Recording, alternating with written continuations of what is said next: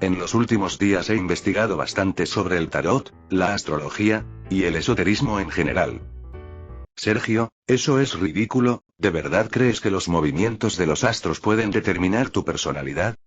Por supuesto que sí, si no pregúntale a mi esposa e hijos lo que sucedió cuando perdió el granate.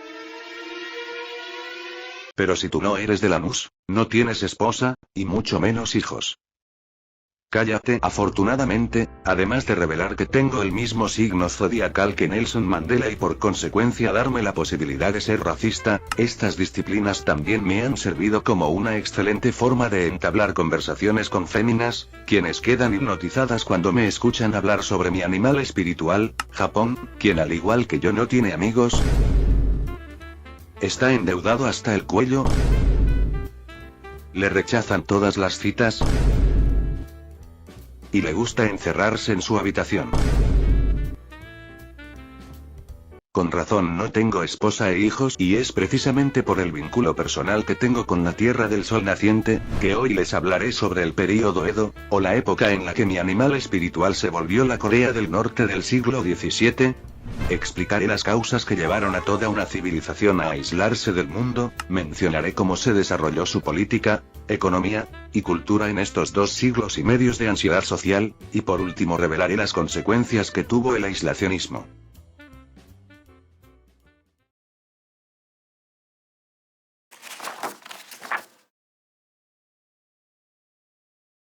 Antes de comenzar debemos retroceder un poco en el tiempo, más específicamente a 1467, cuando Japón no se parecía en nada a lo que conocemos hoy.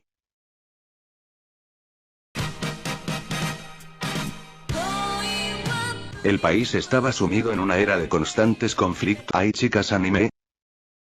No persona imaginaria creada para este video, para eso aún faltan siglos. Aunque había samuráis, de hecho me encanta cómo a pesar de que no hubo guerra.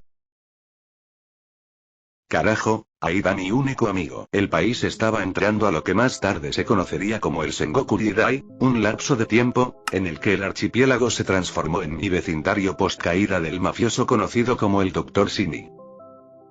¿Por qué le decían Dr. Simi si no tiene canas? Porque vendía tantas pastillas que parecía una farmacia, y es que en esta ocasión estamos hablando de nada menos que de 100 años en un estado de guerra constante, donde el gobierno central era totalmente ignorado.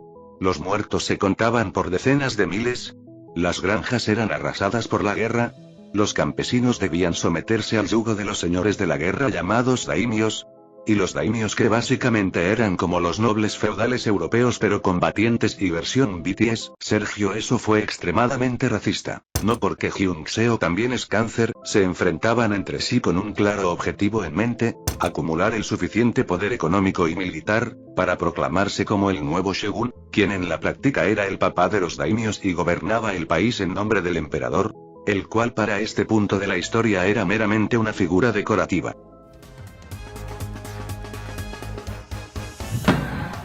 Afortunadamente, la situación política de Japón comenzaría a cambiar gracias a los esfuerzos de los 3 grandes unificadores, Oda Nobunaga, una de las personas más inteligentes, capaces, y admirables de la historia, Toyotomi Hideyoshi, una de las personas más inteligentes, capaces, y que admiraría si no hubiera nacido como un campesino, que asco los pobres que no son miembros de mi canal, y Tokugawa Ieyasu, de quien ya hablaremos más adelante. Gracias a sus increíbles habilidades diplomáticas y militares, el trío más icónico que una bebida energética, una botella de alcohol, y un desfibrilador, logró contra todo pronóstico no destruir, pero sí someter al resto de los daimios, logrando así la fantasía de unificar un país que no conocía la paz desde hace 7 generaciones.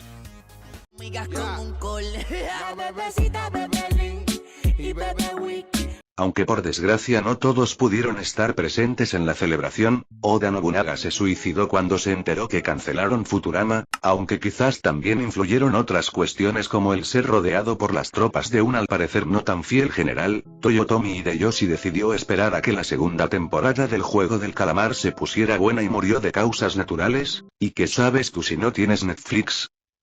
Cállate. Y a nuestro amigo Tokugawa Ieyasu. Bueno, a él realmente no le pasó nada, por lo que en 1603 fue nombrado como el nuevo shogun, posición que ostentarían sus descendientes, y que les permitiría gobernar el país desde su base en la pequeña ciudad de Edo, que como se imaginarán le da nombre a este periodo.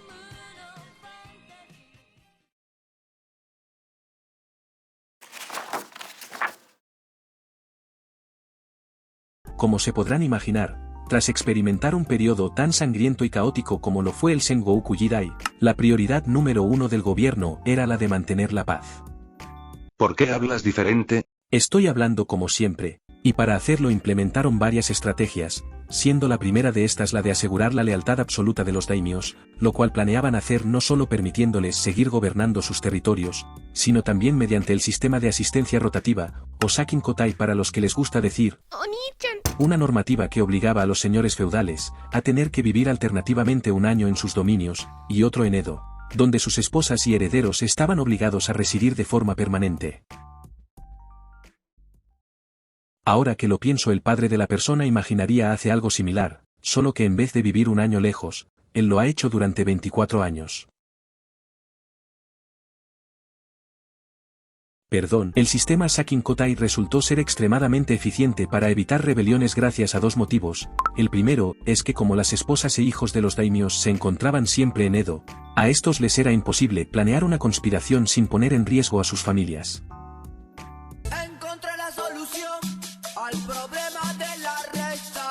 Mientras que el segundo se relaciona con el apartado financiero, y es que al tener que mantener dos lujosas residencias, y estar obligados a organizar año por medio opulentos viajes en donde participaban miles de sirvientes y guardias, los señores feudales estaban demasiado quebrados como para financiar una guerra. De acuerdo, te diré por qué hablo así. ¿Recuerdas a Marta? ¿La chica que te rechazó como hace un mes? Sí.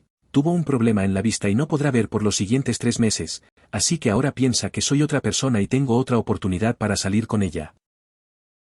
Sergio, eres despreciable, casi tanto de hecho como los Tokugawa, quienes como segunda estrategia para lograr la paz impusieron el Sakoku, o país encadenado, una política que implicó el cierre de todas las embajadas, y el cese de las misiones diplomáticas en el extranjero, la reducción del comercio internacional a unos puertos específicos, y con mercaderes de ciertos países en específico, hola holandeses, hola, y la prohibición de la salida y entrada del territorio nacional, tanto para extranjeros como japoneses, bajo la amenaza de ¿recibir una? No, ser brutalmente decapitados. De hecho, ahora que lo pienso, los Tokugawa no son tan despreciables como tú engañando a la pobre Marta, sobre todo porque sus actos inmorales tenían justificación, como la de evitar que los daimios del sur, que eran los que más comerciaban con los europeos y chinos, triunfaran en los negocios y se hicieran con los fondos suficientes para financiar una guerra. 2. Obstaculizar la entrada de armas de fuego, cuya producción en territorio nacional estaba prohibida porque dejaba en gran desventaja a los leales samuráis. 3. Frenar el crecimiento de la influencia de las potencias coloniales como Portugal o los Países Bajos, y 4. Detener la propagación del cristianismo, una religión que era vista como una posible fuente de inestabilidad, y que por ende fue perseguida hasta su erradicación. Cumpliendo el sueño de volar, lo que la humanidad ha querido desde... ¡Ya, güey! ¡Se cayó un cerote! O mejor dicho, hasta su casi erradicación, pues aunque los persiguieran, torturaran, y crucificaran, el grupo conocido como los Kakure Kirishtian, logró evitar las persecuciones durante el resto del período Edo y mantener viva esta religión. ¡A la gran p***! No, el hijo de la p***! Tenía otro paracaídas, solo me ahuevó el p***! ¡La madre me va a dar diabetes otra vez! La última estrategia para mantener la paz fue la de crear un rígido sistema de castas llamado Mibunsei, una estructura en la que tu lugar en la pirámide no solo dictaba tu estatus social, sino también tu profesión, la comida que podías consumir, los lugares que podías visitar, el tamaño de tu vivienda, e incluso las vestimentas que podías utilizar.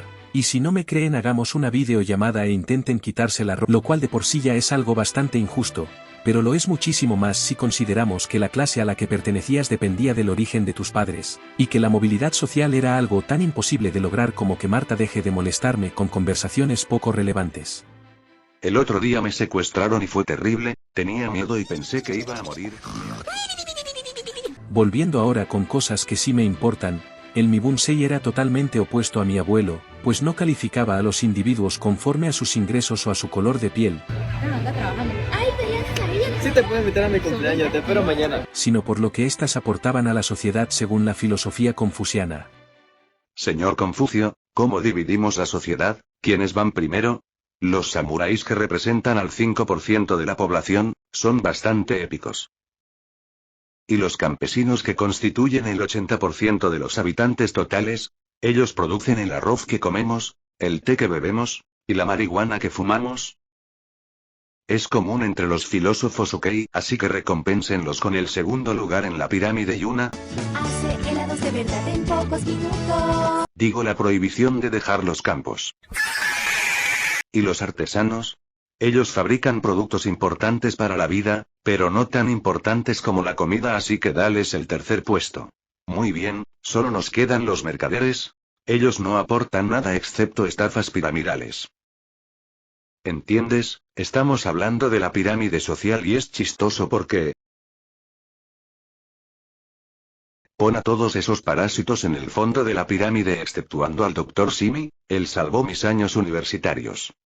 Gracias a estas políticas los Tokugawa pudieron hacer lo que se creía imposible, transformar un país en donde las guerras civiles eran más comunes que las somníferas charlas femeninas. Gracias a Dios salí viva de allí, aunque los gases lacrimógenos que lanzó la policía me dañaron los ojos. Discúlpame, ¿estás escuchando?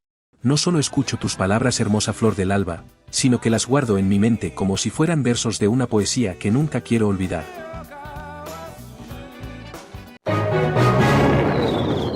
A uno en el que reinaría la paz durante los próximos 250 años.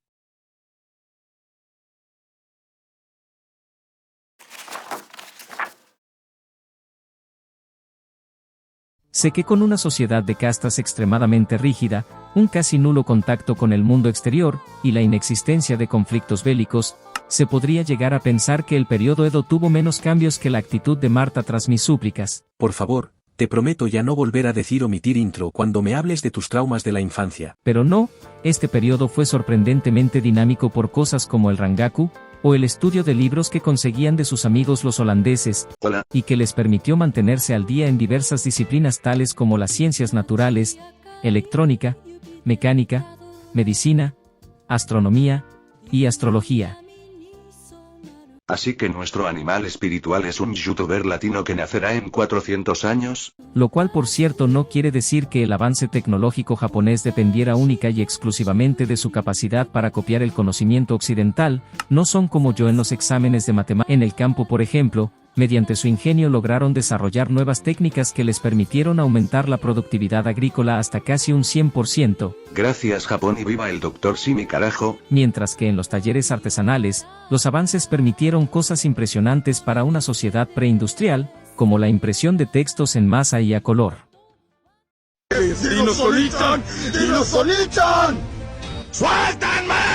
Lo cual francamente me pone feliz, pues al no depender del Rangaku, los occidentales no podrán decirle al profesor de matemáticas que estaban copiando sus respuestas.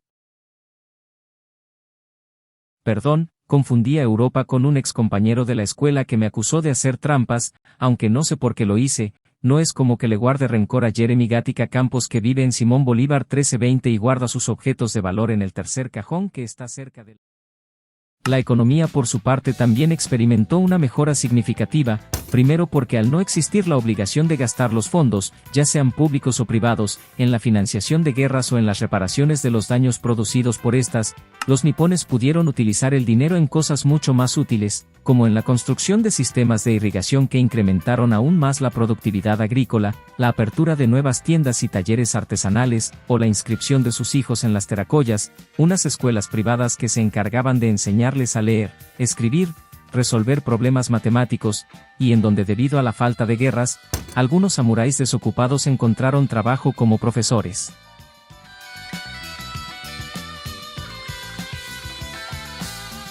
Y segundo porque ahora el país gozaba de una buena infraestructura y los caminos eran seguros, o lo suficientemente seguros como para que el pueblo pudiera desplazarse sin tener la preocupación de morir apuñalado en el camino. ¿Y es que recuerdan el Sakin Kotai? Cuando los daimios y el papá de la persona imaginaria viajaban a Edo. Ese mismo, pues resulta que, Si más de 200 casas nobles realizan viajes bianuales, en los que se gastan hasta las pulgas de los perros para mantener su prestigio y no parecer pobres como los que no son miembros de mi canal, naturalmente la infraestructura mejorará, las carreteras tendrán más mantenimiento, la seguridad de los caminos será mucho mejor, y los pueblos paralelos a las carreteras se desarrollarán.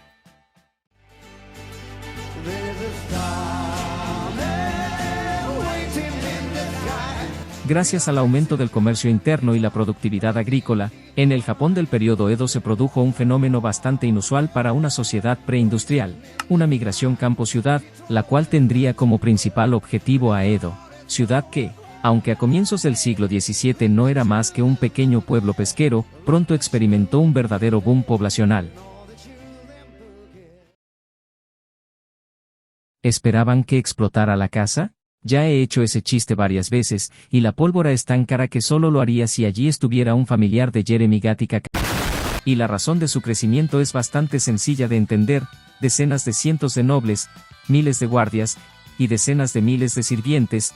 Cada uno de estos individuos tenía necesidades y significaban una gran oportunidad comercial, hecho que los recién llegados mercaderes y artesanos estarían más que dispuestos a aprovechar en sus restaurantes, tabernas, tiendas de dulces, libros, ropa, alimentos básicos, y en otros establecimientos un poco menos comunes para la época, tal como lo pueden ser las casas de cambio que servían como bancos, puestos de comida rápida, agencias turísticas, y los ancestros de los grandes almacenes como la famosa tienda Echigoya, un establecimiento que además de vender ropa y accesorios, introdujo conceptos que en su momento fueron revolucionarios, como la venta de ropa directa a todo público, en lugar de centrarse exclusivamente en la elaboración de ropa a medida para la élite, el establecimiento de precios fijos que mataron el regateo, la posibilidad de que sus clientes compraran productos a cuotas o plazos, y campañas de marketing. Amarillo, amarillo, amarillo, los plátanos. Lo cual no solo le permitiría superar en ingresos a algunos daimios,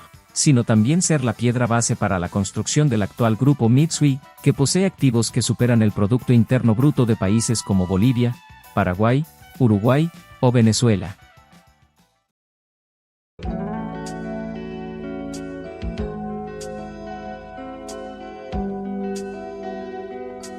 Gracias a la paz el país pudo prosperar, y gracias a la prosperidad, sus habitantes pudieron disfrutar de actividades culturales y recreacionales como la ceremonia del té, que es cuando las personas se juntaban a tomar té. Afortunadamente también hubo actividades recreacionales que no eran una absoluta porquería, como el teatro japonés. ¿Por qué le decimos teatro japonés y no solo teatro? En realidad lo llamamos kabuki, En el cual, aunque en un inicio también se exhibieron obras omníferas ligadas a la espiritualidad, el budismo, o los sueños de Marta de ser una artista, Con el tiempo llegarían obras destinadas única y exclusivamente a la entretención de las masas, como por ejemplo historias sobrenaturales, comedias románticas, dramas, misterios policiales, y otras historias con temáticas tan sugerentes. Dios mío, el gobierno recolecta el 50% de la cosecha de los campesinos como impuestos, eso sí que es un abuso. Como para obligar a las autoridades a prohibir toda participación femenina en los escenarios, lo cual, lejos de significar el fin del kabuki, fue fácilmente remediado tras la asignación de papeles femeninos a actores masculinos. Romeo, Romeo, ¿dónde estás que no te veo? Mi heredero Tokugawa Hidetada, bájate de ahí, se te ven las joyas del shogunato. Otra popular forma de expresión artística que nació en el periodo Edo fueron los ukiyo-es, unos tablones de madera producidos mediante sofisticados métodos que, como mencionamos antes, permitían tanto su impresión a color como su producción en masa a precios muy asequibles, que he utilizado a lo largo de este video, y cuyo contenido se relacionaba a las luchas de sumo, batallas célebres, mujeres hermosas, actores y celebridades de moda, publicidad para tiendas como Echigoya, y criaturas mitológicas Como el padre de la persona imaginaria. Perdón. Durante el reinado de los Tokugawa la literatura también experimentó una era dorada, sobre todo porque como la situación económica en Edo era magnífica, más del 70% de los infantes en dicha urbe podían permitirse asistir a las ya mencionadas escuelas privadas, brindándole a prácticamente todos los hombres de la ciudad la oportunidad de disfrutar los clásicos como el Hokusai manga de Kazuchika Hokusai, quien por cierto también creó el famoso ukiyo-e de la Gran Ola, o las obras maestras de Chikamatsu Monsaeon y Matsubaso, a quienes no conozco y solo fueron incluidos en el video para que Marta crea que me importan los libros y la poesía.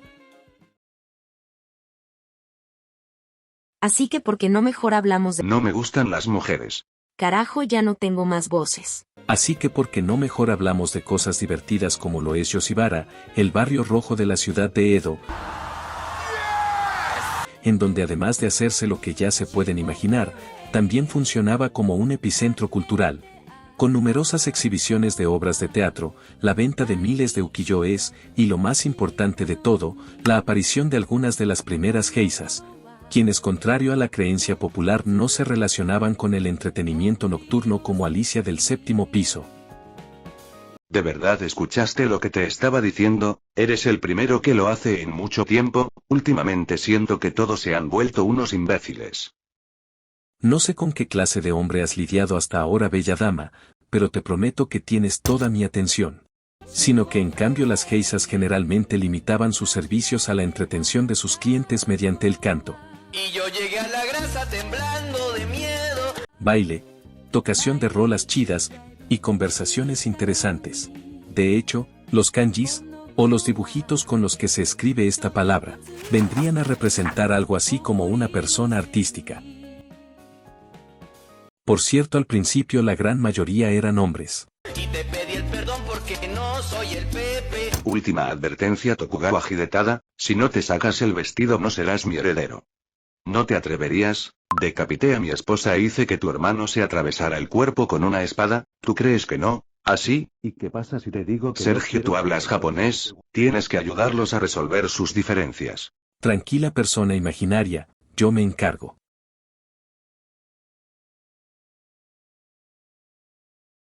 Es que tengo ansiedad social. En resumen, a pesar de que superficialmente se podría catalogar a este Japón como la Corea del Norte del siglo XVIII, la vida en este periodo fue dinámica, con un notable crecimiento de la economía y el comercio interno, el florecimiento del arte y la cultura, el nacimiento de la industria del entretenimiento masivo, y un aumento exponencial en el tamaño de urbes como Kioto, Osaka, o Edo, metrópolis que con más de 1 millón de personas, logró coronarse a finales de siglo como la ciudad más poblada, desarrollada, y con mejor calidad de vida no de Asia, sino de todo el planeta. Woo! Yeah, baby! That's what I've been waiting for. That's what it's all about. Woo! Y si se preguntan cómo es que nunca han oído hablar de una ciudad tan importante, déjenme decirles que sí lo han hecho, solo que con su nombre moderno, Tokio.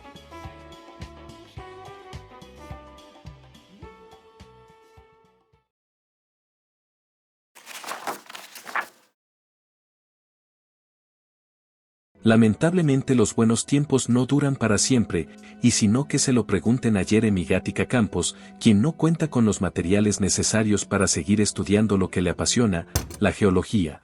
Así que si pasan por su casa asegúrense de tirarle pie. Digo, y si no, pregúntenle a Japón durante las últimas décadas del periodo Edo, cuando por la falta de contacto con el mundo exterior y el nulo comercio internacional, vio cómo su economía se estancaba. El ritmo de los avances tecnológicos era cada vez más lento, la población ya no crecía, y lo más grave de todo, Occidente los estaba dejando tan atrás con la revolución industrial, que pronto podrían amenazar la independencia del mismísimo archipiélago, algo sobre lo cual les hablaría ahora, pero tengo que conversar de nuestros sentimientos con Marta. Adelante, cariño. Siempre estaré atento cuando me hables, de la misma forma que espero que ustedes estén atentos cuando señale las valiosas lecciones que aprendieron hoy. Nunca hagan enojar a su profesor, y toda mujer japonesa es hombre hasta que se demuestre lo contrario. Mi nombre es Sergio, soy un simp, y me despido.